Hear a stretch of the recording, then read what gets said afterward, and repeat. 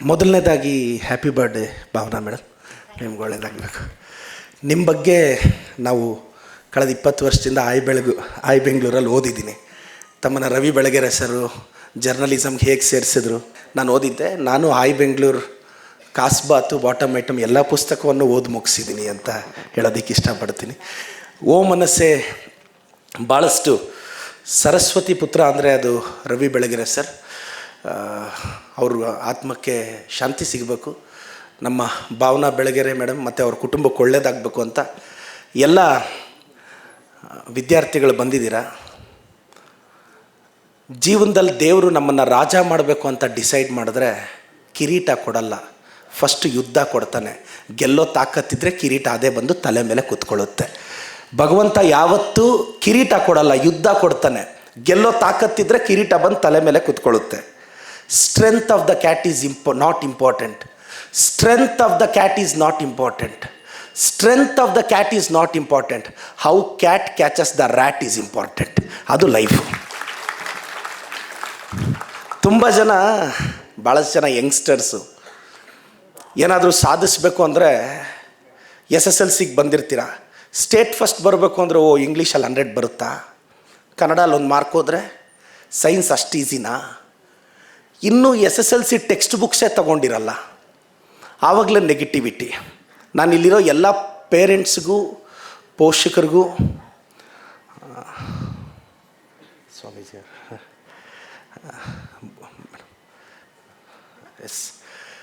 ಭಾಳಷ್ಟು ಜನ ಎಲ್ಲ ಪೇರೆಂಟ್ಸ್ಗೂ ನಾನು ಪೋಷಕರಿಗೂ ರಿಕ್ವೆಸ್ಟ್ ಮಾಡೋದು, ನಿಮ್ಮ ಮಕ್ಕಳನ್ನ ಪ್ರಯತ್ನ ಪಡೋಕ್ಕೆ ಬಿಟ್ಟುಬಿಡಿ ಅಂತ.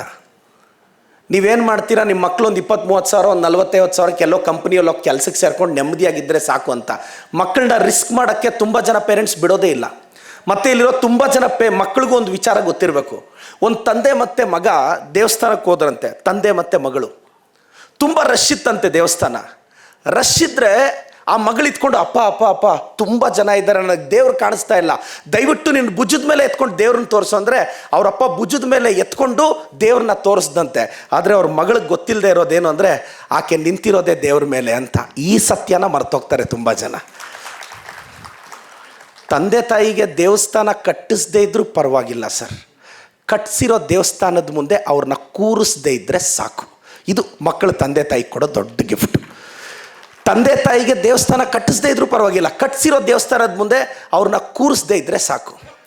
ತುಂಬ ಜನ ಯಂಗ್ಸ್ಟರ್ಸು, ನಾನು ಏನೂ ಬ್ಯಾಕ್ಗ್ರೌಂಡ್ ಇಲ್ಲದೆ ಲೈಫಲ್ಲಿ ಬೆಳೆದವನು.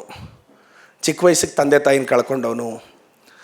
ಸರಸ್ವತಿ ಒಲಿದ್ಲು, ಲಕ್ಷ್ಮೀದೇವಿ ಜೊತೆಯಲ್ಲಿ ಬಂದಳು. 3 ವರ್ಷದಿಂದ ಎಲೆಕ್ಷನ್ನಲ್ಲಿ ನಿಂತ್ಕೊಳ್ಳೋಕ್ಕೆ ಎಲ್ಲರೂ ಭಯ ಬಿದ್ದರೆ ನನಗೆ ಅವಕಾಶ ಬಂತು. ನಾನು ನನ್ನ ಫ್ರೆಂಡ್ಸ್ನೆಲ್ಲ ಕೇಳಿದೆ, MLA ಆಗೋದು ಅಷ್ಟು ಸುಲಭ ಅಲ್ಲ, ನಿನಗೇನು ತಮಾಷೆನ ಅದು ಇದು ಅಂದರು. ನಮ್ಮ ಅಜ್ಜಿನ ಹೋಗಿ ಕೇಳಿದೆ, MLA ಟಿಕೆಟ್ ಕೊಡ್ತಿದ್ದಾರೆ ಏನು ಮಾಡಲಿ ಅಂತ. ನಮ್ಮ ಅಜ್ಜಿ ಒಂದು ಮಾತು ಹೇಳಿದ್ರೆ, ನೀನು ಹಣೆ ಬರ ಟೆಸ್ಟ್ ಮಾಡ್ಕೊ ಹೋಗಿ, ಹೆಂಗಿದ್ರೆ ಹಂಗಾಗತ್ತೆ ಅಂತ. ಒಬ್ಬರು ಕೂಡ ಹೇಳಲಿಲ್ಲ ನಾನು ಗೆಲ್ತೀನಿ ಅಂತ. 23 ನಮ್ಮ ಅಜ್ಜಿ ಒಬ್ರು ಹೇಳಿದ್ರು, ನಾನು ಹೋದ್ರೆ ನನಗೆ ಎಲ್ಲರೂ 100 ಜನನ ಕೇಳಿರ್ತೀನಿ, 100 ಜನ ನೀನು ಸೋತೋಗ್ತೀಯ ಅಂದರು. ಹೋದೆ, ನಾಮಿನೇಷನ್ ಹಾಕಿದೆ, ಗೆದ್ದು ಬಿಟ್ಟೆ. ಟೈಮ್ ಚೆನ್ನಾಗಿದ್ರೆ ಇನ್ನೊಂದು ತಿಂಗಳಿಗೆ ಮಿನಿಸ್ಟ್ರು ಆಗ್ತೀನಿ. ಯಾರೋ ನನ್ನ ಫ್ರೆಂಡ್ಸ್ ಕೇಳಿದ್ರು, ನೀನು MLAಗೆ ನಿಂತ್ಕೊಂಡೆ ಅಲ್ಲ, ಸೋತೋಗಿದ್ದರೆ ಏನು ಮಾಡ್ತಿದ್ದೆ ಅಂತ. ಬೆಂಗಳೂರಿಗೆ ಬಂದಿರೋದೇ ಸೋಲಕ್ಕೆ. ನಾವು ಗೆಲ್ಲೋದೇನಿದ್ರು ಕಾಂಪ್ಲಿಮೆಂಟ್ರಿ ನಮ್ಮ ಲೈಫಲ್ಲಿ. ಇದನ್ನು ಮರ್ತೋಗ್ಬಾರ್ದು. ಜೀವನದಲ್ಲಿ ಎಷ್ಟು ಸಲ ಗೆದ್ದಿದ್ದೀವಿ ಸರ್? ಒಂದು 2-3 ಸಲ. ಇಲ್ಲಿರೋ ಎಲ್ಲ ಸ್ಟೂಡೆಂಟ್ಸ್ಗೂ ಹೇಳ್ತೀನಿ, ನೀವು ಗೆದ್ದಿರೋದು 2-3 ಸಲನೇ ಲೈಫಲ್ಲಿ. ಇನ್ನು ಡೈಲಿ ಸೋಲೋದೆ. ಗೆಲುವು ಯಾವತ್ತಿದ್ರೂ ನಾವು ಸರ್ಪ್ರೈಸ್ ಆಗಿ ಫೀಲ್ ಆಗಬೇಕು, ಸೋಲ್ಗೆ ಯಾಕೆ ಸರ್ಪ್ರೈಸ್ ಆಗಬೇಕು? ಈ ರಿಯಾಲಿಟಿನ ಅರ್ಥ ಮಾಡ್ಕೋಬೇಕು. Youths are not useless, but they are used less. ಎಲ್ರಿಗೂ ಕೆಪಾಸಿಟಿ ಇರುತ್ತೆ, ತಾಕತ್ತಿರುತ್ತೆ. ಎದರಿಕೆ ಭಾಳಷ್ಟು ಜನಕ್ಕೊಂದು ಕ್ಲಾರಿಟಿ ಇರಬೇಕು. ಮಗ ಈ ಏಜಲ್ಲಿ ಕ್ಲಾರಿಟಿ ಬೆಳೆಸ್ಕೋಬೇಕು. ಇಲ್ಲಾಂದರೆ ಏನಾಗುತ್ತೆ ಸರ್, ಕ್ಲಾರಿಟಿ ಇರೋನು ಕಂಪ್ನಿ ಕಟ್ತಾನೆ, ಅಲ್ಲೋಗಿ ದುಡಿಬೇಕಾಗತ್ತಷ್ಟೆ. ಇವಾಗ ಗೋಲ್ ಇಟ್ಕೋಬೇಕು. ಇಲ್ಲಾಂದರೆ ಏನಾಗುತ್ತೆ ಸರ್, ಗೋಲ್ ಇರೋನು ಯಾವುದಾದ್ರೂ ಕಂಪ್ನಿ ಕಟ್ತಾನೆ, ಹೋಗಲ್ಲಿ ಕೆಲಸ ಮಾಡಬೇಕಷ್ಟೆ. ಸರ್ ನನಗೆ ಬ್ಯಾಕ್ಗ್ರೌಂಡ್ ಇಲ್ಲ, ನಾನು ಗೆಲ್ತೀನ ಅಂದರೆ ಗುಂಡಿಗೆ ಅನ್ನೋ ಗ್ರೌಂಡಲ್ಲಿ ಧೈರ್ಯ ಇರಬೇಕು ಮಾರ್ಕೆಟ್ನ ರೂಲ್ ಮಾಡೋಕ್ಕೆ. ಬ್ಯಾಕ್ಗ್ರೌಂಡ್ ಕಟ್ಕೊಂಡು ಏನು ಮಾಡ್ತೀಯ? ಹಾಲು ಮೊಸರು ತುಪ್ಪ ಎಲ್ಲ ಒಂದೇ ವಂಶದವರು. ಆದರೆ ಹಾಲ್ಗೊಂದು ರೇಟು, ತುಪ್ಪಕ್ಕೊಂದು ರೇಟು. ರೇಂಜ್ ಡಿಸೈಡ್ ಆಗೋದು ವಂಶದಿಂದ ಅಲ್ಲ, ಅದರಲ್ಲಿರೋ ಸಾರಾಂಶದಿಂದ ಅಂತ. ತುಂಬ ಜನ ಯಂಗ್ಸ್ಟರ್ಸು ಒಂದು ಕನಸು ಕಟ್ಕೊಂಡು ಬಂದಿದ್ದೀರಾ. ಈಗ PUC ಸೇರಿರ್ತೀರಾ, ಡಾಕ್ಟ್ರ್ ಆಗಬೇಕು, ಇಂಜಿನಿಯರ್ ಆಗಬೇಕು. ನೀವು ಫಸ್ಟ್ ಮಾಡೋ ತಪ್ಪೇನು ಗೊತ್ತಾ? ಊರಲ್ಲಿರೋರ್ನೆಲ್ಲ ಕೇಳ್ಕೊಂಬರ್ತೀರಾ ನಾನು ಡಾಕ್ಟ್ರ್ ಆಗ್ತೀನಿ ಅಂತ. ಊರಲ್ಲಿರೋರಿಗೆಲ್ಲ ಹೇಳ್ಕೊಂಬರ್ತೀರಾ ನಾನು IIT ಹೋಗ್ತೀನಿ ಅಂತ. 10th ಫೇಲ್ ಆಗಿರೋ ನಿಮ್ಮ ಆಂಟಿನ ಕೇಳ್ತೀರಾ, ಆಂಟಿ ನಾನು ಡಾಕ್ಟ್ರ್ ಆಗಲ್ಲ, ಕಷ್ಟನಂತೆ, ಬೇಜಾರಾಗಿ ಹೋಗ್ತೀರಾ.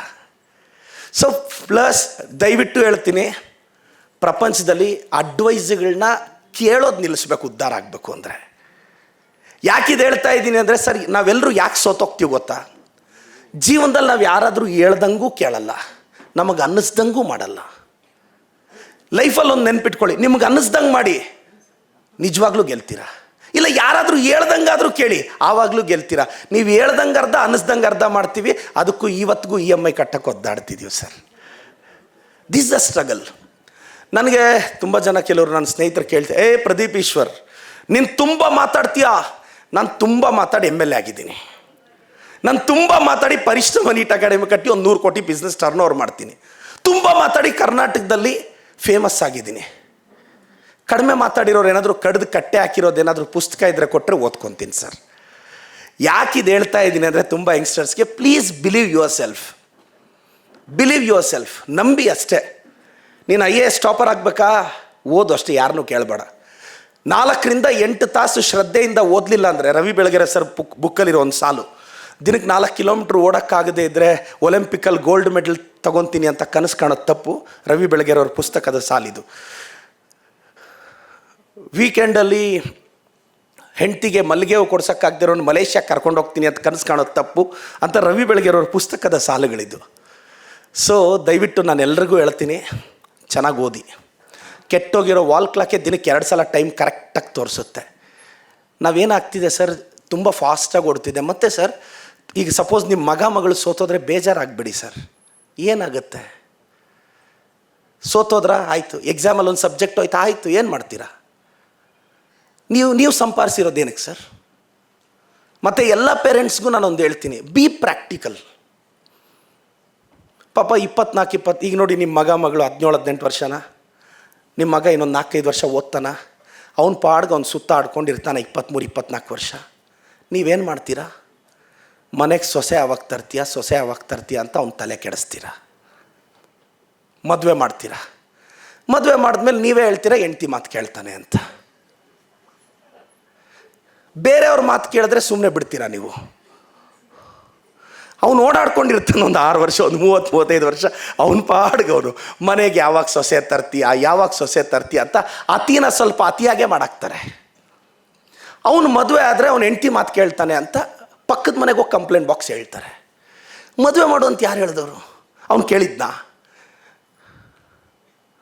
ಅಷ್ಟೇ. ಇನ್ನು ಹೆಣ್ಮಕ್ಳು ಅಷ್ಟೇ.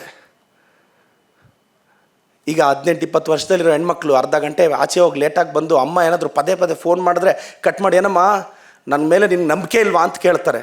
ಇನ್ನೊಂದು 20 ವರ್ಷ ಆದಮೇಲೆ ನಿನ್ನ ಮಗಳು ವಯಸ್ಸಿಗೆ ಬರ್ತಾಳಲ್ಲ, ಆಗ ಅವಳು ಮನೆಗೆ ಲೇಟಾಗಿ ಬಂದಾಗ ಗೊತ್ತಾಗುತ್ತೆ ನಿಮ್ಮಮ್ಮ ಯಾಕೆ 20 ವರ್ಷದಿಂದ ಅಷ್ಟು ಸಲ ಫೋನ್ ಮಾಡಿದ್ಲು ಅಂತ. Something can't be expressed, it should be experienced. ನಾನೆಲ್ಲ ಪೋಷಕರಿಗೂ ಎಲ್ಲ ವಿದ್ಯಾರ್ಥಿಗಳಿಗೆ ಹೇಳೋದು, ಧೈರ್ಯವಾಗಿರಿ, ಕ್ರಿಟಿಸಿಸಮ್ಗೆ ಹೆದರಬೇಡಿ. ಬೈದವನೇ ಸಾಮ್ರಾಜ್ಯ ಕಟ್ತಾನೆ ಅಂತ ಅಂದ್ಕೊಂಡ್ರೆ ನೋಡಿ, ಬೈಸ್ಕೊಂಡವನು ಎಂಪೈರ್ನ ಕಟ್ತಾನೆ. ನಾನು ಯಾರೋ ನನ್ನ ಫ್ರೆಂಡ್ಗೆ ಹೇಳ್ತಿದ್ದೆ, ನಾನು MLA ಆಗಿ ಪ್ರಮಾಣ ವಚನಕ್ಕೆ ಹೋದೆ. ನನಗೆ ಸ್ವಲ್ಪ ಒಳ್ಳೆ ಲೈನು, ಇದೆಲ್ಲ ಡೈಲಾಗ್ ಅಲ್ಲ ಸರ್, ಇದು ಸರಸ್ವತಿ. ಇದು ನನ್ನನ್ನು ಬೇರೆ ಪಾರ್ಟಿಯವರೆಲ್ಲ ಬೈತಾರೆ, ನೀನು ಡೈಲಾಗ್ ಹೇಳ್ತೇನೆ, ನೀನು ಹೇಳು ಗುರು ನೋಡೋಣ ಅಂತ. ನೀನು ಹೇಳು ನೋಡೋಣ, ನಂದು ಡೈಲಾಗೆ. ತೆಲುಗು ಪಿಕ್ಚರ್ ನಿನ್ನ ಹತ್ರನೂ ಇದೆ ಅಲ್ಲ, ಕನ್ನಡ ಪಿಕ್ಚರ್ ನಿನ್ನ ಹತ್ರ, ಹೇಳು ನೀನು ಡೈಲಾಗ್ ನೋಡೋಣ. ಇದು ಡೈಲಾಗ್ ಅಲ್ಲ ಸರ್, ಸರಸ್ವತಿ ಇದು. ಹೀರೋ ಆದರೆ ಫಸ್ಟ್ ಶೋನೇ ಓಡುತ್ತೆ ಸರ್. ಸೆಕೆಂಡ್ ಶೋ ಓಡಬೇಕು ಅಂದರೆ ಕಂಟೆಂಟ್ ಇರಬೇಕು. ನಾನು ಯಾಕಿದೆ ಹೇಳ್ತೀನಿ ಅಂದರೆ, ಇದು ಡೈಲಾಗ್ ಅಲ್ಲ, ಇದು ಸರಸ್ವತಿ. ನನ್ನ ಓದು, ನನ್ನ ಶ್ರದ್ಧೆ, ನನ್ನ ಇವತ್ತು ಬೆಳಗ್ಗೆ 4 ಗಂಟೆಗೆ ಎದ್ದು ಇವತ್ತು 6 ಗಂಟೆಯಿಂದ ನಾನು ಹಳ್ಳಿ ವಿಸಿಟ್ಗೆ ಹೋಗ್ತೀನಿ, ಎಂಟೈರ್ ಬ್ಯೂರೋಕ್ರೆಸಿನ ಕರ್ಕೊಂಡು. ಇವತ್ತು 3 ಹಳ್ಳಿ 12 ಗಂಟೆವರೆಗೂ 3 ಹಳ್ಳಿ ಎಂಟೈರ್ ಅಫಿಷಿಯಲ್ಸ್ ಜೊತೆ ನಾನು ನೆಲದ ಮೇಲೆ ಕೂತ್ಕೊಂಡು ಮನೆ ಸುತ್ತಾಡಿ, ಪ್ರತಿ ಮನೆಗೆ ಹೋಗಿ ಎಂಟೈರ್ ಬ್ಯೂರೋಕ್ರಸಿನ ಹಳ್ಳಿ ನೆಲದ ಮೇಲೆ ಕೂರಿಸಿ ಅಲ್ಲೇ ಪೆನ್ಷನ್ ಸ್ಪಾಟಲ್ಲಿ ಕೊಟ್ಟು ನಾನು ಇದುವರೆಗೂ 270 ಹಳ್ಳಿ ಸುತ್ತಿದ್ದೀನಿ. ಮೋಸ್ಟ್ಲಿ ಭಾರತದ ರಾಜಕೀಯದಲ್ಲಿ ಎಂಟೈರ್ ಬ್ಯೂರೋಕ್ರಸಿನ ಹಳ್ಳಿಯ ನೆಲದ ಮೇಲೆ ಕೂರಿಸಿದಂಥ ಪ್ರಾಯಶಃ ಕೆಲವು ಶಾಸಕರಲ್ಲಿ ನಾನೊಬ್ಬ. ಬೆಳಗ್ಗೆ 6:30 ಹಳ್ಳಿಯಲ್ಲಿ ಇರ್ತೀನಿ. ಅದಕ್ಕೆ ಶ್ರದ್ಧೆ ಬೇಕು, ಡೆಡಿಕೇಶನ್ ಬೇಕು. ನಾನೀಗ ಯಾಕೆ ಇದು ನಿಮ್ಗೆ ಹೇಳ್ತಾ ಇದ್ದೀನಿ ಅಂದರೆ, ನೀವೇನಾದರೂ ಮಾಡಬೇಕು ಅಂದರೆ just have A strong will power. ಯಾರನ್ನೂ ಕೇಳಬೇಡಿ ಲೈಫಲ್ಲಿ, ಏನಾಗಲ್ಲ. ಯಾರನ್ನೂ ಕೇಳಬೇಡಿ. ಆಯಿತು ಸರ್, ನಿಮ್ಮನ್ನು ಹೊಗಳ್ತೀನಿ ಸರ್, ಬೆರಿ ಹೊಗಳ್ತೀನಿ. ನಿಮ್ಮ EMI ನಾನು ಕಟ್ತೀನ ಸರ್? ನೀವೇ ಕಟ್ಬೇಕು ಸರ್. ಸೊ ಈ ಕ್ಲಾರಿಟಿ ನಾನು ಯಂಗ್ ಜನ್ರೇಷನ್ ಕೇಳ್ತೀನಿ. ಬಿ ಡೇರ್ ಇನಫ್, ಯಾವುದಕ್ಕೂ ಅಂಜಬೇಡಿ. ನನ್ನನ್ನು ಯಾರೋ ಕೇಳಿದ್ರು, ಸೋಷಿಯಲ್ ಮೀಡಿಯಲ್ಲಿ ನೀನು ತುಂಬ ಟ್ರಾಲ್ ಆಗ್ತೀಯ, ನಿನಗೇನು ಅನ್ಸಲ್ವ ಅಂತ. ನೋಡಿದ್ರೆ ಅಲ್ವಾ ಸರ್ ಬೇಜಾರಾಗೋದು, ನೋಡಿದ್ರೆ ಅಲ್ವಾ ಬೇಜಾರಾಗೋದು. ನಾನು ಹೇಳೋದು ನಿಮ್ಗೆ ಏನು ಬೇಕು ಏನು ಬೇಡ ಅನ್ನೋದು ಪ್ರಿಯಾರಿಟಿ ಮಾಡ್ಕೊಳ್ಳಿ ಅಂತ, ಪ್ರಿಯಾರಿಟಿ ಮಾಡ್ಕೊಳ್ಳಿ ಅಂತ. ನೀವೆಲ್ಲ ಬಿಗ್ ಬಾಸ್ ನೋಡ್ತಾನೇ ಇದ್ದೀರಾ ನೋಡಿ. ಭಾವನಾ ಮೇಡಮ್ ಅವರು ಬಿಗ್ ಬಾಸ್ಗೆ ಹೋಗಿ ಬಂದರು, ನಾನು ಬಿಗ್ ಬಾಸ್ಗೆ ಹೋಗಿ ಬಂದೆ. ನಮ್ಮ TV5 ರಮಾಕಾಂತ್ ಸರ್ ಬಂದಿದ್ದಾರೆ, ನಮಸ್ಕಾರ. ಮತ್ತು ಬುದ್ಧಿಯವ್ರಿಗೂ ನಮಸ್ಕಾರ. ನಾನು ಎಲ್ಲ ಯಂಗ್ಸ್ಟರ್ಸ್ಗೂ ನಾನು ನಿಮಗೆ ಮತ್ತೆ ರಿಕ್ವೆಸ್ಟ್ ಮಾಡ್ತೀನಿ, ಎಲ್ಲ ಇರ್ತಕ್ಕಂಥ ಇಲ್ಲಿ ಭಾಳಷ್ಟು ಜನ ಸ್ಟೂಡೆಂಟ್ಸ್ಗೆ. ಸರ್ ತುಂಬ ಜನ ಈಗ ನೋಡಿ, ಇನ್ನೊಂದು 40-50 ವರ್ಷ 60 ವರ್ಷ ಆಗಿದೆ, ಕ್ಲಾರಿಟಿ ಮಿಸ್ ಆಗ್ತಿದ್ದೀವಿ sir. Purpose of the life ನಮ್ಗೆ ಗೊತ್ತಾಗ್ತಾನೇ ಇಲ್ಲ. ಒಬ್ಬ ಶ್ರೀಮಂತ ವ್ಯಕ್ತಿ ಒಂದು 75-80 ವರ್ಷ ಆಗಿತ್ತಂತೆ. ಅವನೊಂದು ಇಂಪೋರ್ಟೆಡ್ ಕಾರಲ್ಲಿ ಬಂದು ಇಳಿದು ಒಂದು ದೊಡ್ಡ ಬೀಚ್ ಹತ್ರ ಒಂದು ಇದ್ರ ಹತ್ರ ಫಿಶ್ ಹಿಡಿತಿದ್ನಂತೆ. ಒಬ್ಬ ವ್ಯಕ್ತಿ ಹಳೆ ಬಟ್ಟೆ ಹಾಕ್ಕೊಂಡು ಅಲ್ಲಿ ಫಿಶ್ ಹಿಡಿತಿದ್ನಂತೆ. ಆ ಶ್ರೀಮಂತ ವ್ಯಕ್ತಿ ಅವ್ನಿಗೆ ಹೇಳ್ದಂತೆ, ಏಯ್ ಏನು ನಿನ್ನ ವಯಸ್ಸು? ಸೋ ಸ್ವಾಮಿ. ಎಷ್ಟು ನಿನ್ನ ವಯಸ್ಸು? 70 ವರ್ಷ. ನಿನ್ನ ಲೈಫ್ ಹಾಳು ಮಾಡಿಕೊಂಡೆ, ನೀನೇನು ಲೈಫಲ್ಲಿ ಅಚೀವ್ ಮಾಡಿಲ್ಲ. ಆಗ ಅವ್ನು ಕೇಳಿದ್ನಂತೆ, ನೀವೇನು ಮಾಡಿದ್ದೀರಾ? ನಾನು ಕಷ್ಟಪಟ್ಟು ಓದಿದೆ, ಅದಾದಮೇಲೆ ದೊಡ್ಡ ಕಂಪ್ನಿಯಲ್ಲಿ ಕೆಲಸಕ್ಕೆ ಸೇರಿಕೊಂಡೆ, ಅದಾದಮೇಲೆ ಕೋಟ್ಯಾಂತರ ರೂಪಾಯಿ ಸಂಪಾದಿಸಿದೆ, ಅದಾದಮೇಲೆ ಒಳ್ಳೆ ಮನೆ ತಗೊಂಡೆ, ಅದಾದಮೇಲೆ ಮದುವೆ ಆದೆ, ಅದಾದಮೇಲೆ ಮಕ್ಕಳಾದರು, ಅದಾದಮೇಲೆ ಹೆಂಡತಿ ಮಕ್ಕಳ ಜೊತೆ ಹ್ಯಾಪಿಯಾಗಿದ್ದೀನಿ. ಈಗ ರಿಟೈರ್ಡ್ ಆಗಿ 40 ವರ್ಷದಿಂದ ನಾನು ಅದೇ ಮಾಡ್ತಿದ್ದೀನಿ, ಹೋಗಲೇ ಅಂದಂತೆ. ಸರ್ ಸಂತೋಷವಾಗಿರೋಕ್ಕೆ ಓದಿ ಸಕ್ಸಸ್ ಆಗಿ ದುಡ್ಡು ಮಾಡಿ ಫ್ಲ್ಯಾಟ್ ತಗೊಂಡು 20-25 ವರ್ಷ ಸ್ಟಡೀಸು, 25-30 ವರ್ಷ ಗೊಂದಲ, 16-20 ವರ್ಷ ಹೆಂಗಿರುತ್ತೆ ಗೊತ್ತಾ ಸರ್? ಇಂಥವ್ರನ್ನೇ ಮದುವೆ ಆಗಬೇಕು. 20-25 ವರ್ಷ ಒಳ್ಳೆ ಹುಡುಗಿನ ಮದುವೆ ಆಗಬೇಕು. 25-30 ವರ್ಷ ಅರ್ಥ ಮಾಡ್ಕೊಳ್ಳೋ ಹುಡುಗಿನ ಮದುವೆ ಆಗಬೇಕು. 30 ವರ್ಷ ಆದರೂ ಆಗಲ್ಲ, ಯಾರೋ ಒಬ್ಬರು ಮದುವೆ ಆಗ್ತೀವಷ್ಟೆ. ಇದೇ ನಿಜ. ನಿಮ್ಮ ಮಗನ ಕೇಳಿ ಸರ್, ಸುಮ್ಮನೆ ನಿಮ್ಮ ಮಗನ ಕೇಳಿ, ನಿಮ್ಮ ಮಗನೋ ಮಗಳನ್ನೋ ಕೇಳಿ, ಎಷ್ಟು ಬಿಲ್ಡಪ್ ಕೊಟ್ಟಿರ್ತಾರೆ. ಓಹ್, ನನ್ನನ್ನು ಮದುವೆ ಆಗಬೇಕು ಅಂದರೆ ಕ್ಯೂವಲ್ಲಿ ನಿಲ್ಲಬೇಕು. ಸೇಮ್ ನಾನು ಇದೇ ಹೇಳ್ತಿದ್ದೆ, ನಾನು ಕ್ಯೂವಲ್ಲಿ ನಿಂತ್ಕೊಂಡ್ರು ಕೊಡಲಿಲ್ಲ ಸರ್, ಇದು ನಿಜ. ಈಗ ನೋಡಿ, ಈ ಏಜಲ್ಲ ನಾನು ಮದುವೆ ಆಗ್ಬೇಕಾದ್ರೆ ಕ್ಯೂವಲ್ಲಿ ನಿಲ್ಲಬೇಕು. ನೀವು ನಿಂತ್ಕೊಂಡ್ರು ಕೊಡಲ್ಲ. ಅಪ್ಪಿತಪ್ಪಿ ಆಧಾರ್ ಕಾರ್ಡ್ ಕೊಟ್ಟಿರೋ ಮದುವೆನೇ ಆಗಲ್ಲ. ಅಪ್ಡೇಟ್ ಮಾಡಿಸ್ಕೊಡಿ. ಆಧಾರ್ ಕಾರ್ಡ್ ಕೊಟ್ಟರೆ ಮದುವೆನೇ ಆಗಲ್ಲ. ಇನ್ನೇನಾದರೂ ಈ ಪಂಚಾಯತಿಯಲ್ಲಿ ತೆಗೆದಿರೋ ರೇಷನ್ ಕಾರ್ಡ್ ಕೊಟ್ಟರೆ ಅಕ್ಸೆಪ್ಟೇ ಮಾಡಲ್ಲ.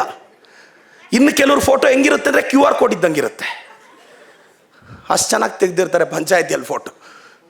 ಯಾಕಿದು ಹೇಳ್ತಿದ್ದೀನಿ ಅಂದರೆ, ನಾವೆಲ್ಲರೂ ಒಂದು ಭ್ರಮೆಯಲ್ಲಿ ಬದುಕ್ತಾ ಇದ್ದೀವಿ. ನಾವು ಬದುಕ್ತಿರೋದೇ ಭ್ರಮೆಯಲ್ಲಿ. ಏನಾದರೂ ಮಾತಾಡಿದ್ರೆ ಕೆರಿಯರ್ ಅಂತೀವಿ, ಫ್ಯೂಚರ್ ಅಂತೀವಿ. ಮಗ ಫೇಲ್ ಆಗಿ ಅವನು ಹೇಳ್ತಾನೆ, ಸರ್ ತಂದೆ ಮತ್ತು ಮಗ ಕಾರಲ್ಲಿ ಹೋಗ್ತಾ ಇದ್ರಂತೆ. ತಂದೆ ಡ್ರೈವ್ ಮಾಡ್ತಿದ್ರೆ ಪಕ್ಕದಲ್ಲಿ ಮಗ ಕೂತ್ಕೊಂಡಿದ್ದಾನೆ. 70 ಹೋಗ್ತಾ ಇದೆ. ಪಕ್ಕದಲ್ಲಿ ಒಂದು ಬೆನ್ಸ್ ಹೋಯ್ತಂತೆ. ಮಗ ಎತ್ಕೊಂಡು, ಅಪ್ಪ ಅಪ್ಪ ಅಪ್ಪ ಪ್ಲೀಸ್ ಆ ಬೆನ್ಸ್ನ ಸೈಡ್ ಹೊಡಿ ಅಂದರೆ, ಸುಮ್ಮನೆ ಇರಲಿ ಅಪ್ಪ, ಬೇಗ ಬೆನ್ಸ್ನ ಸೈಡ್ ಹೊಡಿಲೇಬೇಕು ಇವಾಗ. ಸುಮ್ಮನೆ ಇರೋ, ಬೇಗ ಬೆನ್ಸ್ನ ಸೈಡ್ ಹೊಡಿಯಪ್ಪ. ಹೊಡಿಯೋಕ್ಕಾಗಲ್ಲ. ಯಾಕೆ? ನಮ್ಮದು ಮಾರುತಿ 800 ಮಗ, ಬೆನ್ಸ್ನ ಸೈಡ್ ಹೊಡಿಯೋಕ್ಕಾಗಲ್ಲ. ನನ್ನ ಯೋಗ್ಯತೆಯೂ 70% ಏನಪ್ಪ. ನೀನು ಎತ್ಕೊಂಡೋಗಿ ಬೆನ್ಸ್ ಜೊತೆ ಕಂಪೇರ್ ಮಾಡಿದ್ರೆ, ಹಾಂ, ನೀವಿಟ್ಟಿರೋ ಕಾರೇ BMW ಒಂದು ಸೈಡ್ ಹೊಡಿಯಲ್ಲ ಸರ್. ಮಕ್ಕಳ ಮೇಲೆ ಸ್ಟೇಟ್ ರ್ಯಾಂಕ್ 98 ಬಾ, 99 ಬಾ, ಸ್ಟೇಟ್ ಫಸ್ಟ್ ಬಾ, ಆಲ್ ಇಂಡಿಯಾ ಟಾಪರ್ ಆಗೋಗು. ಸರ್ ಹುಲಿ ಹೊಟ್ಟೆಯಲ್ಲಿ ಹುಲಿನೇ ಸರ್ ಹುಟ್ಟೋದು, ನಿಮ್ಮ ಕೂಸು ಸರ್ ಅದು. ವಾಯು ನಾನು ಹೇಳೋದು ಯೋಚನೆ ಮಾಡಿ. ಮಕ್ಕಳ ಮೇಲೆ ಅನ್ಡ್ಯೂ ಪ್ರೆಷರ್ ಹಾಕಬೇಡಿ ಸರ್. ವೈಟ್ ಕೋಟಲ್ಲಿ ನೋಡಬೇಕಾಗಿರೋ ಮಗ ಮಗಳು ಡಿಪ್ರೆಸ್ ಆಗಿ ವೈಟ್ ಬಟ್ಟೆಯಲ್ಲಿ ನೋಡಬಾರ್ದು ಸರ್. ನಿಮ್ಮ ಮಕ್ಕಳು ಮುಖ್ಯ ಸರ್. ಅಚೀವ್ ಮಾಡಲಿ, ಗಿವ್ ದ ಫ್ರೀಡಮ್. ಒಂದು ಕಂಪ್ನಿ ಕಟ್ತೀನಿ ಅಂದರೆ, ಓ ಸಾಲ ಮಾಡ್ತೀಯಾ, ಮಾಡಲಿ ಬಿಡಿ ಸರ್, ಭಯ ಯಾಕೆ ಬೀಳ್ಬೇಕು ನೀವು? ಕೊಟ್ಟೋನು ಭಯ ಬೀಳ್ಬೇಕು, ತಗೊಂಡೋನು ಯಾಕೆ ಸರ್? ನೀವೆಲ್ಲಿದ್ದೀರಾ ಸರ್? ಸಾಲ ಕೊಟ್ಟೋನು ಭಯ ಬೀಳಬೇಕು, ಬ್ಯಾಂಕ್ ಮ್ಯಾನೇಜರ್ ಡಿಪ್ರೆಸ್ ಆಗಬೇಕು, ತಗೊಂಡವ್ರು ಯಾಕೆ ಅಂತ. ನಾನು ವಿನಯ್ ಗುರೂಜಿಯವ್ರನ್ನ ಸ್ವಾಗತಿಸ್ತೇನೆ.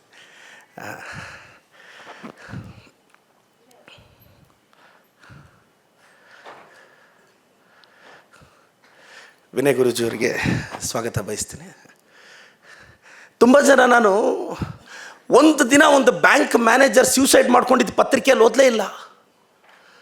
ಅಲ್ಲ ಸರ್, 2 ಲಕ್ಷ ಸಾಲ ಮಾಡಿರೋ ನಮ್ಮ ರೈತ ಡಿಪ್ರೆಸ್ ಆಗಿ ಸ್ಯೂಸೈಡ್ ಮಾಡ್ಕೊತಾನೆ.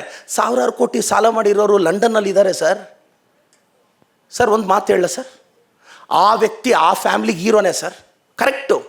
ನಮ್ಮೂರಲ್ಲಿ ಯಾವುದೋ ಒಬ್ಬ ರೈತ 2 ಲಕ್ಷ ಸಾಲ ಮಾಡಿ, 3 ಲಕ್ಷ ಸಾಲ ಮಾಡಿ, 5 ಲಕ್ಷ ಸಾಲ ಮಾಡಿದ್ದೀನಿ ಅಂತ ವಯಸ್ಸಿಗೆ ಬಂದಿರೋ ಮಕ್ಕಳನ್ನ, ಹೆಂಡತಿನ ಬಿಟ್ಟು ಸ್ಯೂಸೈಡ್ ಮಾಡ್ಕೊಂಡು ಸತ್ತೋಗಿ ಮಕ್ಕಳನ್ನ ಬೀದಿಗೆ ತಂದು ಬಿಡೋ ಗ್ರೇಟಾ?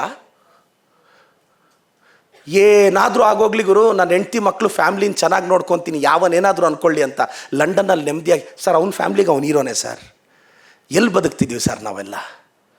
ನಾವು ಪ್ರಿಯಾರಿಟೀಸ್. ಮತ್ತು ಮಾತೆತ್ತಿದ್ರೆ ಸಮಾಜ, ಗೌರವ, ಮರ್ಯಾದೆ.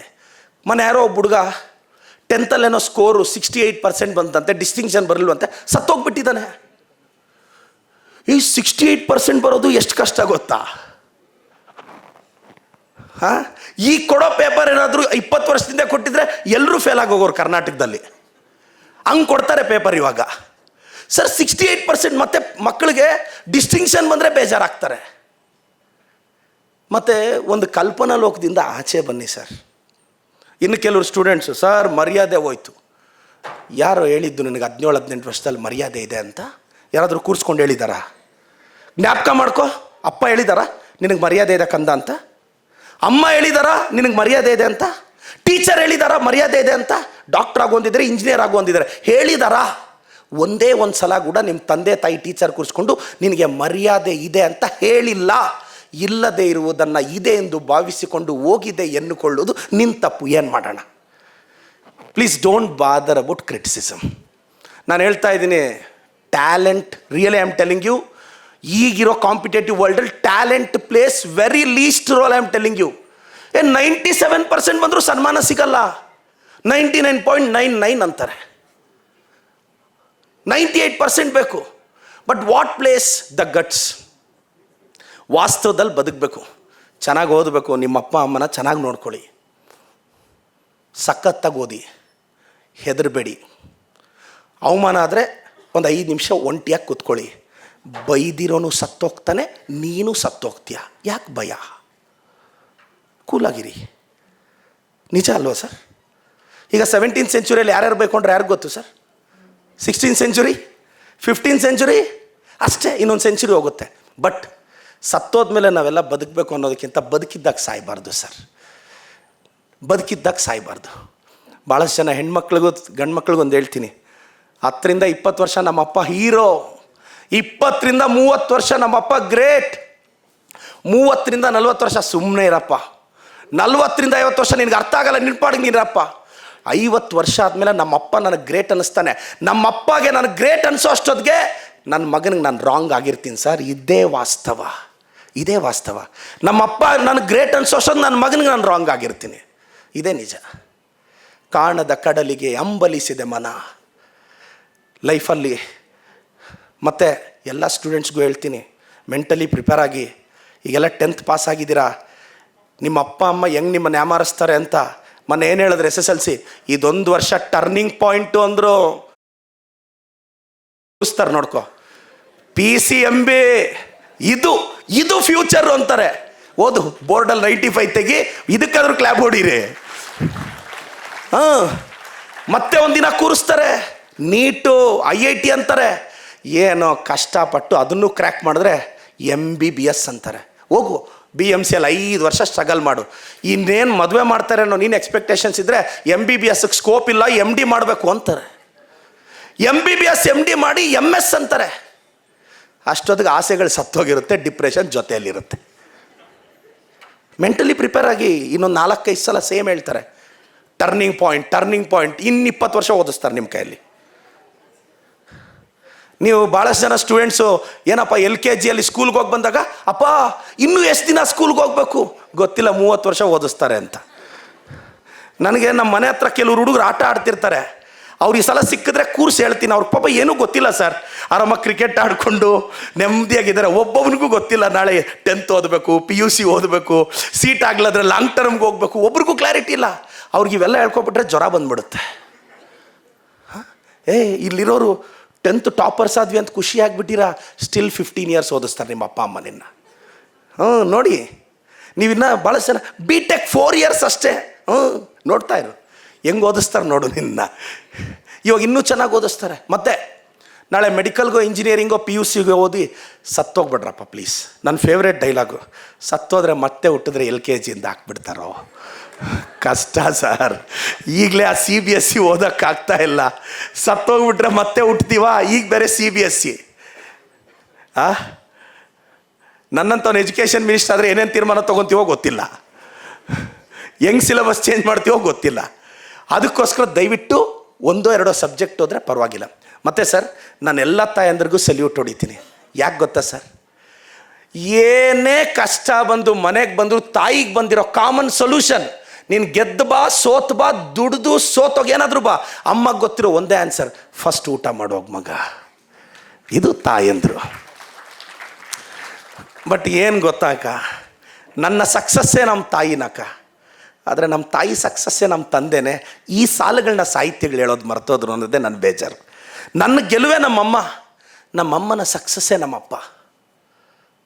ವಯಸ್ಸಿಗೆ ಬಂದಮೇಲೆ ಇಂಥ ಕಾಲೇಜ್ಗೆ ಹಾಕ್ರಿ ಅನ್ನೋದು ಅಮ್ಮನ ಕರ್ತವ್ಯ, ಕಾಲೇಜ್ ಫೀಸ್ ಕಟ್ಟೋದು ಅಪ್ಪನ ಹೆಗಲಿಗೆ. ವಯಸ್ಸಿಗೆ ಬಂದಮೇಲೆ ಈ ಹುಡುಗ ಇರಲಿ, ಎಸ್, ಚೌಲ್ಟ್ರಿಗೆ ಅಡ್ವಾನ್ಸ್ ಕೊಡು, ಭಟ್ರುಗಳಿಗೆ ಅಡ್ವಾನ್ಸ್ ಕೊಡು, ಮದುವೆ ಮಾಡು, ಮುತ್ತೂಟಲ್ಲ ಮಣ್ಣಾಪುರಮಲ್ಲ ಸಾಲ ಮಾಡು, 2% 3% ಬಡ್ಡಿ ಕಟ್ಟು, ಎಲ್ಲ ಅಪ್ಪನೆಗಳಿಗೆ.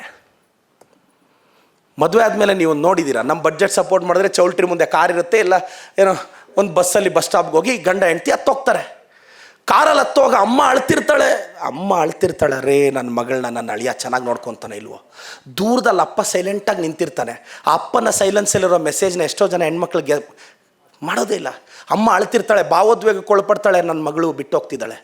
ಆದರೆ ದೂರದಲ್ಲಿರೋ ಅಪ್ಪನ ಸೈಲೆನ್ಸಲ್ಲಿ ಒಂದು ಮೆಸೇಜ್ ಇರುತ್ತೆ, ಅಪ್ಪಿ ತಪ್ಪಿ ನಿನಗೆ ಸಮಸ್ಯೆ ಆದರೆ ಮತ್ತೆ ಯುವರಾಣಿ ಥರ ನಾನು ನೋಡ್ಕೊತೀನಿ, ಹೋಗು ಮಗಳೇ ಅನ್ನೋ ಸಂದೇಶವನ್ನು ಎಷ್ಟು ಜನ ಹೆಣ್ಮಕ್ಳು ಗಮನಿಸಿರ್ತಾರೆ. ಯಾಕಿದೆ ಹೇಳ್ತಿದ್ದೀನಿ ಅಂದರೆ, ತುಂಬ ಜನ ಹುಡುಗರು ಹುಡುಗಿರು ದೊಡ್ಡ ಭವಿಷ್ಯ ಇದೆ, ಧೈರ್ಯವಾಗಿರಿ, ಏನಾಗಲ್ಲ. ಡಾಕ್ಟ್ರ್ ಆಗಬೇಕಾಗು, ಬಟ್ ನಂಬರ್ 1 ಡಾಕ್ಟ್ರ್ ಆಗು. ಇಂಜಿನಿಯರ್ ಆಗಬೇಕಾಗು, ನಂಬರ್ 1 ಇಂಜಿನಿಯರ್ ಆಗು. IAS ಆಗಬೇಕಾ, ಟಾಪರ್ ಆಗಬೇಕು. ಪಾಲಿಟಿಕ್ಸ್ಗೆ ಬರ್ತೀಯಾ, ವಾರಕ್ಕೆ 4 ದಿನ TV ಕಾಣಿಸ್ಬೇಕು. ನನಗೆ ಅರ್ಥನೇ ಆಗಲ್ಲ ಸರ್. ಕಷ್ಟಪಟ್ಟು ಬೆಳೆದು ಎಲೆ ಮರೆಕಾಯಿ ಥರ ಇರಬೇಕಂತ ಏನಕ್ಕೆ ಬೇಕು ಸರ್ ಈ ಸ್ಯಾಕ್ರಿಫೈಸಲ್ಲಿ? ಎಲೆ ಮರೆಕಾಯಿ ಥರ ಇರೋಕ್ಕೆ ಏನು ಅಡ್ವೈಸ್ ಮಾಡ್ತಿದ್ದೀವಿ ಸರ್ ಮಕ್ಕಳಿಗೆ? ನನಗೆ ಕೆಲವ್ರು ಹೇಳ್ತಾರೆ, ಕಷ್ಟಪಟ್ಟು ಓದಿ ಎಲೆ ಮರೆಕಾಯಿ ಥರ ಇದ್ದು ಬಿಡಬೇಕು. ಬಿಟ್ಬಿಡಿ, ನೆಮ್ಮದಿಯಾಗಿ ಆರಾಮಾಗಿ ಮನೇಲಿ ಊಟ ಮಾಡ್ಕೊಂಡು ಇದ್ಬಿಡ್ತೀವಿ. ಸುಮ್ಮನೆ ಸ್ಟ್ರಗಲ್ ಮಾಡೋದಂತೆ ಎಲೆ ಮರೆಕಾಯಿ ಥರ ಇರೋದಕ್ಕೆ ಏನಕ್ಕೆ ಸರ್ ಸ್ಟ್ರಗಲ್ ಮಾಡೋದು? ನಿಮ್ಮ ಮಕ್ಕಳು ಬೆಳಿಬೇಕು ಸರ್. ಎಲೆ ಮರೆಕಾಯಿ ಥರ ಇರೋಕ್ಕಲ್ಲ ನೀವು ಬೆಳೆಸ್ತಾ ಇರೋದು. ಮತ್ತು ಇನ್ನು ಕೆಲವ್ರು ಹೇಳ್ತಾರೆ, ಅಯ್ಯೋ ನನ್ನನ್ನು ಯಾರೂ ರೆಕಗ್ನೈಸ್ ಮಾಡ್ತಿಲ್ಲ ಅಂಕಲ್. ನಿನ್ನ ಬಗ್ಗೆ ನೀನೇ ಹೇಳಬೇಕು ಪ್ರಪಂಚಕ್ಕೆ. ನಿನ್ನ ಬಯೋಡೇಟಾ ಯಾರು ಹೇಳ್ತಾರೆ? ನಿನ್ನ ಬಗ್ಗೆ ನೀನೇ ಹೇಳಬೇಕು. ನಾನಿದು ಅಂತ ನೀನು ಹೇಳಬೇಕು. ನಿಮ್ಮ ಪಾಡಿಗೆ ನೀವೆಲ್ಲೋ ಇದ್ದರೆ ಎಲ್ಲಿ ಗುರುತಿಸುತ್ತೆ ಸಮಾಜ? Just be proud about yourself. Be proud about yourself. Aishwarya Rai ಆಗೋಕ್ಕೆ ಅದೃಷ್ಟ ಇರಬೇಕೇನೋ, ಮದರ್ ತೆರೇಸಾ ಆಗೋಕ್ಕೆ ಒಳ್ಳೆ ಮನಸ್ಸಿದ್ರೆ ಸಾಕು ಸರ್. ಐಶ್ವರ್ಯ ರೈ ಆಗೋದು ಬೇಡ, ಮದರ್ ತೆರೇಸಾ ಆಗೋಣ. ಪ್ಲೀಸ್, ನಾನೆಲ್ಲ ಭಾಳಷ್ಟು ಜನ, ನಾನೆಲ್ಲ ಯಂಗ್ಸ್ಟರ್ಸ್ಗೂ ನನ್ನದೊಂದು ಮೆಸೇಜ್ ಏನು ಅಂದರೆ, ಕನಸುಗಳು ಕಂಡಿದ್ದೀವಿ, ಶ್ರದ್ಧೆಯಿಂದ ಅದ್ರ ಹಿಂದೆ ಓಡಬೇಕು, ಯಾವುದಕ್ಕೂ ಎದುರಕ್ಕೆ ಹೋಗಬೇಡಿ. ಮತ್ತು ಈ ಸಮಾಜ ನೀವು ಭಯ ಬಿದ್ದರೆ ತುಳಿದು ಬಿಡುತ್ತೆ.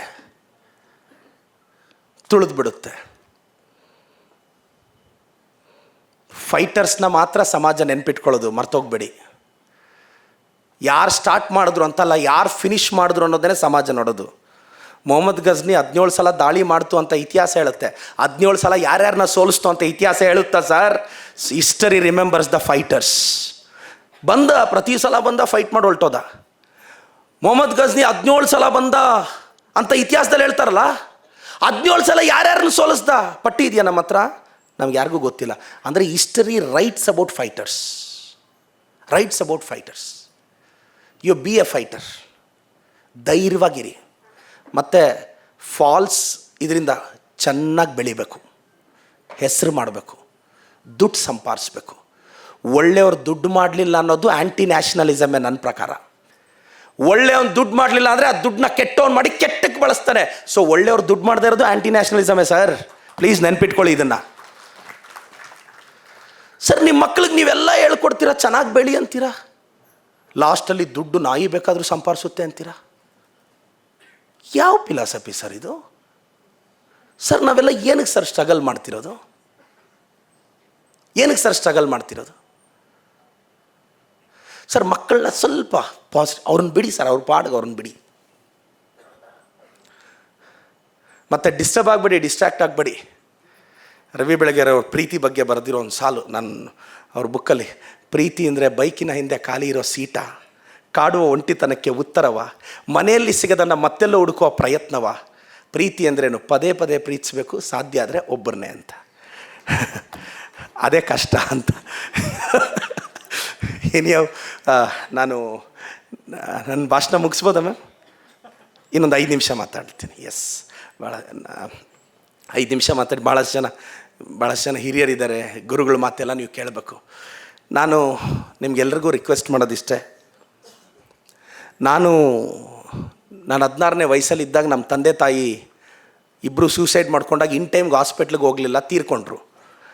ನಾನು ಅವತ್ತು ಮಾರ್ಚ್ರಿ ಆಚೆ ಕೂತಿದ್ದೆ ಆಂಧ್ರ ಪ್ರದೇಶ ಹಿಂದೂಪುರ್ನ ಸರ್ಕಾರಿ ಆಸ್ಪತ್ರೆಯಲ್ಲಿ. ಹಿಂದಿನ ದಿನ ರಾತ್ರಿ 6:30-7 ಗಂಟೆಗೆ ತೀರ್ಕೊಂಡ್ರು. ಮಾರನೇ ದಿನ ಬೆಳಗ್ಗೆ ಪೋಸ್ಟ್ ಮಾರ್ಟಮ್ ಸಂಜೆ ಮಾಡಲ್ಲ ಅಂದರು.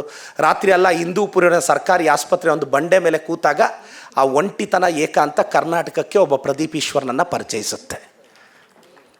ನನ್ನನ್ನು ಯಾರೋ ಕೇಳಿದ್ರು, ನೀನು ಬಾಯಿ ಮುಚ್ಕೊಂಡು ಇರೋಕ್ಕಾಗಲ್ವಾ ಎಲ್ಲರ ಥರ ಅಂತ. ಬಾಯಿ ಮುಚ್ಕೊಂಡಿದ್ರೆ ನನ್ನನ್ನು ಯಾರನ್ನ ಬೆಳೆಸ್ತಾರೆ ಸರ್? ನಮ್ಮಪ್ಪ ಮಿನಿಸ್ಟ್ರು ಅಲ್ಲ, ನಮ್ಮಪ್ಪ ಚೀಫ್ ಮಿನಿಸ್ಟ್ರು ಅಲ್ಲ, ನನಗೆ ನಾನೇ ಬೆಳಿಬೇಕಿಲ್ಲಿ. ನಾನು ಬಾಯಿ ಮುಚ್ಕೊಂಡಿದ್ರೆ ನನ್ನ ಪಾಡಿಗೆ ನಾನು ಇರ್ತೀನಿ. I don't have A back ground. ನಾನು ಬೆಳಿಬೇಕಲ್ಲ, ಐ ಶುಡ್ ಗ್ರೋ ಅಲ್ಲ. ನಾನು ಇಷ್ಟೇ ಹೇಳೋದು, ನಿಮ್ಗೇನು ಸರಿ ಅನಿಸುತ್ತೋ ಅದು ಮಾಡಿ. ನಿಮ್ಗೆಲ್ರಿಗೂ ಒಂದು ಹೇಳ್ತೀನಿ, ನನಗೆ ಇನ್ನೇನು ಟಿಕೆಟ್ ಬಂತು, ನಾನು ಎಲೆಕ್ಷನ್ಗೆ ಹೋಗಬೇಕು, ಎಲ್ಲ ಚಾನಲ್ಸಲ್ಲೂ ಯಾವ ಕಾಲಕ್ಕೆ ಗೆಲ್ಲಬೇಕು ಇವನು ಅಂದರು. ಪೇಪರ್ಸಲ್ಲಿ ನೆಗೆಟಿವ್ ರಿವ್ಯೂ, ಸೋಷಿಯಲ್ ಮೀಡಿಯಾದಲ್ಲಿ 10,000 ಓಟ್ ಬರಲ್ಲ, ಡಿಪಾಸಿಟ್ ಬರಲ್ಲ ಅಂದರು. ಆಪೋಸಿಟ್ ಅವ್ರಿಗೆ ಇದ್ದರೆ ಇನ್ಸ್ಟಿಟ್ಯೂಷನ್ನ ಟಾರ್ಗೆಟ್ ಮಾಡಿಬಿಡ್ತಾರೆ ಅಂದರು. ನಾನು ಯೋಚನೆ ಮಾಡಿದೆ, ಏನು ಮಾಡೋದು? ನಾನು ಹೆಂಡ್ತಿನ ಕೇಳಿದೆ, ನಮಗೆ ತಿಂಗಳಿಗೆ ಜೀವನ ಮಾಡೋಕ್ಕೆ ಎಷ್ಟು ಕಾಸು ಬೇಕು ಅಂತ. ಒಂದು 30,000, ಒಂದು 10,000 ಸ್ಟ್ಯಾಂಡಿಂಗಲ್ಲಿ ಇಟ್ಕೊಂಡು 40,000. ವರ್ಷಕ್ಕೆ ಎಷ್ಟು? 5 ಲಕ್ಷ. ಇನ್ನೊಂದು 5 ವರ್ಷಕ್ಕೆ 25 ಲಕ್ಷ. ನೀವು ಲಿಟ್ರಲಿ ನಂಬ್ತೀರಾ ಇಲ್ಲೋ? ನಾಮಿನೇಷನ್ ಹಾಕೋದಕ್ಕಿಂತ ಮುಂಚೆ 25 ಲಕ್ಷ ನಾನು ನನ್ನ ಹೆಂಡ್ತಿ ಹೋಗಿ ಬ್ಯಾಂಕಲ್ಲಿ ಡಿಪಾಸಿಟ್ ಮಾಡಿ ಲೈಫಲ್ಲಿ ಎಲ್ಲ ಸರ್ವನಾಶ ಆಗೋಗಲಿ, 5 ವರ್ಷ ನೀನನ್ನು ಸಾಕೋ, ನನಗೆ ಶಕ್ತಿ ಇದೆ, ಅದೇನಾಗುತ್ತೋ ಡಿಸೈಡ್ ಮಾಡ್ಕೊಂಬರ್ತೀನಿ ಅಂತೋದೆ. ನಾನು ಸೋತೋಗಿದ್ರು 5 ವರ್ಷ ಅಷ್ಟೇ ಅಲ್ವಾ ಸರ್ ಬೇಕಾಗಿರೋದು? ನೀನು 2 ಲಕ್ಷ ಸಂಪಾದಿಸಿದ್ರು ಮತ್ತೆ ಸೇವಿಂಗ್ ಅಂತೀವ, ಖರ್ಚು ಮಾಡ್ತೀವ ನಾವು. ಹೋದೆ, ಗೆದ್ದೆ. ಫೈಟ್ ಕಡಿಮೆ ಇತ್ತಾ ಏನು? ಬೈದರು, ಸುಮ್ಮನೆ ಬೈಸ್ಕೊಂಡೆ. ಇವಾಗ ಬೈತಾನೆ ಇಲ್ಲ ನನ್ನ. ಅವ್ರು ಯಾರೋ ಮೊನ್ನೆ ಕಾಮೆಂಟಲ್ಲಿ ಹಾಕಿದ್ದ, ನಿನ್ನನ್ನು ಬೈದು ನನಗೆ ಬೇಜಾರಾಗ್ಬಿಟ್ಟಿದೆ, ನನ್ನ ಮಗನೇ ಇನ್ನು ಬೈಯಲ್ಲ ನಿನ್ನ ಅಂತ. ಎಷ್ಟು ಸಲ ಬೈತಾರೆ ಸರ್? ನಾನು ಸೋಷಿಯಲ್ ಮೀಡಿಯಾ ನೀವು ನಂಬ್ತಿರಲ್ಲ, ನಾನು 99% ನೋಡಲ್ಲ. ನಾನು ಓದ್ತೀನಿ, ನೆಟ್ಫ್ಲಿಕ್ಸಲ್ಲಿ ಅಮೆಝಾನಲ್ಲೋ ಸೀರೀಸ್ ನೋಡ್ತೀನಿ. ಇಂಟ್ರೆಸ್ಟಿಂಗ್ ಅನಿಸುತ್ತೆ, ಹೆಡ್ಲೈನ್ಸ್ ನೋಡ್ತೀನಿ, ನೋಡಬೇಕಾ ಬೇಡ ಅಷ್ಟೇ. ಸ್ಕ್ರೀನ್ ಟೈಮ್ ನಂದು ಕಡಿಮೆ. ನೀವೇನಾದರೂ ನೋಡಿದ್ರಿ ಅಂದ್ಕೊಳ್ಳಿ, ಒಬ್ಬನೇನೋ ಅಂತಾನೆ, ಅದಕ್ಕೆ ನಿಮ್ಮ ಮನಸ್ಸು ಕೆಡುತ್ತೆ. ಯಾರೋ ಹೊಗಳ್ತಾನೆ, ಯಾರೋ ಬೈತಾನೆ, ಡೇ ಟು ಡೇ ನಿಮ್ಮ ಅಭಿಪ್ರಾಯ ಚೇಂಜ್ ಆಗುತ್ತೆ, ನೀವೇನೋ ಅಚೀವ್ ಮಾಡಲ್ಲ. ಸೊ ಎನಿಹೌ, ನಿಮ್ಗೆಲ್ಲರೂ ಒಳ್ಳೇದಾಗಬೇಕು. ನಾನೆಲ್ಲ ತಾಯಂದ್ರಿಗೆ ಎಲ್ರಿಗೂ ನಾನು ನಿಮ್ಗೊಂದು ಅಡ್ವೈಸ್ ಕೊಡ್ತೀನಿ. 40-50 ವರ್ಷದಲ್ಲಿದ್ದೀರಾ ಸರ್. ನಿಮ್ಮ ಅಪ್ಪ ಅಮ್ಮಗೆ ಮದುವೆ ಆಗಿ ನೀವು ಹುಟ್ಟಿದ ಮೇಲೆ ನಿಮ್ಮ ಅಪ್ಪ ಅಮ್ಮಗೆ ಅವ್ರ ಅಪ್ಪ ಅಮ್ಮಗಿಂತ ನೀವು ಮುಖ್ಯ ಆದ್ರಿ. ನಿಮ್ಮನ್ನು ಒಳ್ಳೆ ಸ್ಕೂಲ್ಗೆ ಹಾಕಿದ್ರು, ಚೆನ್ನಾಗಿ ಓದಿಸಿದ್ರು, ಒಳ್ಳೆ ಬಟ್ಟೆ ಕೊಡಿಸಿದ್ರು, ಪ್ರೈವೇಟ್ ಹಾಸ್ಪಿಟ್ಲಲ್ಲಿ ತೋರಿಸಿದ್ರು, ಒಳ್ಳೆ ಹುಡುಗನ ಕೊಟ್ಟು ಮದುವೆ ಮಾಡಿದ್ರು. ಕರೆಕ್ಟ್ ಅಲ್ವಾ ಸರ್? ನಿಮ್ಮಪ್ಪ ಅಮ್ಮಗೆ ನೀವು ಹುಟ್ಟಿದ ಮೇಲೆ ಅವ್ರ ಅಪ್ಪ ಅಮ್ಮಗಿಂತ ನೀವು ಮುಖ್ಯ ಆದರೆ ನಿಮ್ಮ ಮಕ್ಕಳಿಗೂ ಅವ್ರ ಮಕ್ಕಳೇ ಮುಖ್ಯ, ನೀವಲ್ಲ ಅನ್ನೋದು ನೆನಪಿಟ್ಕೊಂಡು ಪೋಸ್ಟ್ ಆಫೀಸಲ್ಲೋ ಬ್ಯಾಂಕಲ್ಲೋ ಸೆಕ್ಯೂರಿಟಿ ಡಿಪಾಸಿಟ್ ಇಟ್ಕೊಳ್ಳಿ ಅಷ್ಟೆ. ನಿಜ ಇದು ಸರ್. ನನಗೆ ನನ್ನ ಮಗಳು ಮಗನೇ ಮುಖ್ಯ ಸರ್. ನನ್ನ ತಂದೆ ತಾಯಿಗಿಂತ ಪ್ರೀತಿ ಕಡಿಮೆ ಇದೆ ಅಂತಲ್ಲ, ಆದರೆ ಆ ಪ್ರೀತಿನ ಡಾಮಿನೇಟ್ ಮಾಡೋ ಮಗ ಮಗಳು ಮನೆಗೆ ಬಂದಿರ್ತಾರೆ. ನಾಳೆ ನನ್ನ ಮಗ ಮಗಳಿಗೂ ಅವ್ರ ಮಕ್ಕಳೇ ಮುಖ್ಯ, ನಾನಲ್ಲ. ಇದು ನನಗೆ ಕ್ಲಾರಿಟಿ ಇರಬೇಕಷ್ಟೆ. ಇದು ಕ್ಲಾರಿಟಿ ಇರಬೇಕು. ಮತ್ತು ಎಲ್ಲ ಯಂಗ್ಸ್ಟರ್ಸು ಲೈಫಲ್ಲಿ ದುಡುಕ್ಬೇಡಿ, ಚೆನ್ನಾಗಿ ಓದಬೇಕು. ಲೈಫಲ್ಲಿ ಸಕ್ಸಸ್ ಒಂದೇ ಇಂಟ್ರೆಸ್ಟಿಂಗು, ಇನ್ನೆಲ್ಲ ಬೋರಿಂಗೆ ದೇವರಣೆಗೂ ಹೇಳ್ತೀನಿ. ಸಕ್ಸಸ್ ಒಂದೇ ಇಂಟ್ರೆಸ್ಟಿಂಗು.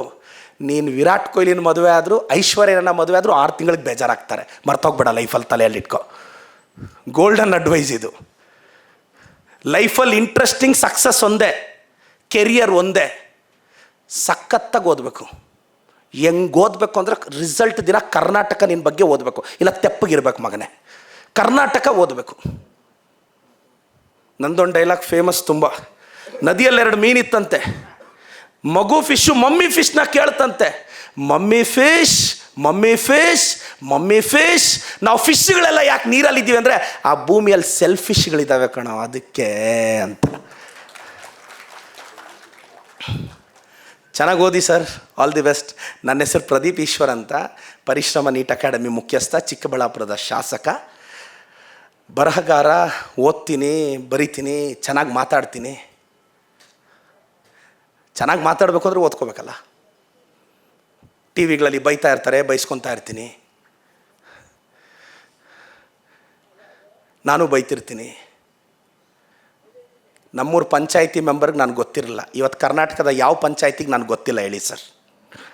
ಲೈಫಲ್ಲಿ ಇದೆಲ್ಲ ಸಾಧ್ಯ ಆಗಿದ್ದು ಬರೀ ಟ್ಯಾಲೆಂಟಿಂದ ಅಲ್ಲ, ಗಟ್ಸಿಂದ, ಧೈರ್ಯದಿಂದ. ಏನಾಗುತ್ತೆ ಸರ್, ಏನಾಗುತ್ತೆ ಮ್ಯಾಕ್ಸಿಮಮ್? ಎಷ್ಟು ವರ್ಷ? ನಾನು ಎಲ್ರಿಗೂ ಹೇಳ್ತೀನಿ, ಇನ್ನೊಂದು 40-50 ವರ್ಷ ಅಷ್ಟೇ ತಾನೇ ಬದುಕೋದು. ಒಂದು 50, ಒಂದು 60, ಅದರಲ್ಲಿ 20 ವರ್ಷ ನಿದ್ದೆ ಮಾಡ್ತೀವಾ?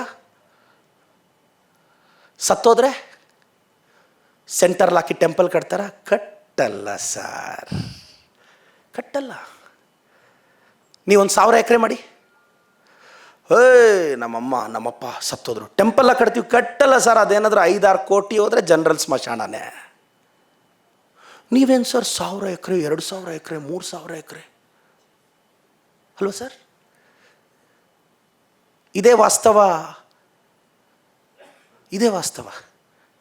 ಬೆಂಗಳೂರಲ್ಲಿ ಯಾವುದಾದ್ರೂ ಸೆಂಟರ್ ಆಫ್ ದ ಸಿಟಿಯಲ್ಲಿ 2 ಎಕರೆಯಲ್ಲಿ ಯಾರಾದರೂ ಸಮಾಧಿ ಕಟ್ಟಿರೋದು, ಎಕ್ಸೆಪ್ಟ್ ಗೌರ್ಮೆಂಟ್ ಸೆಲೆಬ್ರಿಟೀಸ್ ಬಿಡಿ, ಕಟ್ಟಿರೋದು ನೋಡಿದ್ದೀವ ಸರ್?